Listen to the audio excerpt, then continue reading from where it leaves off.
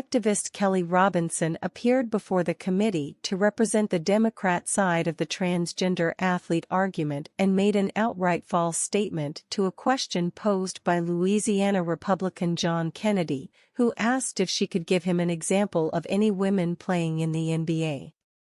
While Robinson did not have an answer to that query, she did offer a tangential reply that she thought proved that men pose no threat in women's sports. Robinson, who claims to be the first queer, black president of the Human Rights Campaign, blurted out a factoid about tennis star Serena Williams that she seemed to think proved her point. There's been this news article about men that think they can beat Serena Williams in tennis, right? That they think they can actually score a point on her, Robinson replied to Kennedy's question. And it's just not the case. She is stronger than them.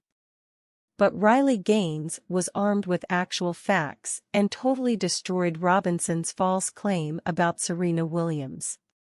Both Serena and Venus lost to the 203rd-ranked male tennis player, Gaines told the senators sitting before her. This is not just Gaines' interpretation of the facts, either. Gaines is correct that both Williams sisters lost to a low-ranked male player in an exhibition match in 1998 when the sisters were in peak physical condition. And it corresponds to Serena Williams' own feelings that women are simply not at the same level as men in sports.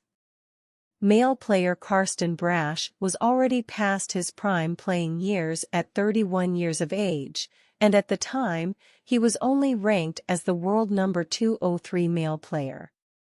But when the Williams sisters brashly claimed that they could beat any male player ranked in the top 200 players, Brash stepped up and played the girls. And he destroyed them one after the other. Brash first beat Serena 6-1 in a single set, winner-takes-all game. And when it was time for Venus to face him, Brash trounced her 6-2. Even as a lowly 203-ranked player, it turned out that he was just faster and could hit harder than the spry young girls. As good as the girls were, they couldn't even beat a man who was never exactly a contender. Later, in August of 2013, Serena asserted that women don't measure up to men on the court when she appeared on the David Letterman show. She admitted that even as a top world women's tennis player, she could not beat men's tennis star Andy Murray. Serena Williams told Letterman that she heard tennis star Andy Murray joking about having a match against Williams. But Williams was not interested in such a match. Andy, seriously. Like, are you kidding me? She said about the idea. For me, men's tennis and women's tennis are completely almost two separate sports. So, if I were to play Andy Murray, I would lose 6-0, 6-0, in 5 to 6 minutes, maybe 10 minutes, Williams said. No, it's true, she added when Letterman tried to protest, it's a completely different sport. Men are a lot faster, and they serve harder and hit harder, it's just a different game, and I only want to play girls, I don't want to be embarrassed. So, Andy, I'm not going to let you kill me.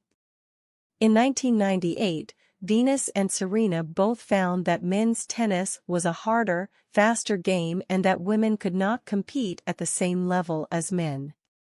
That embarrassing experience likely led Serena to refuse to participate in a similar match in 2013.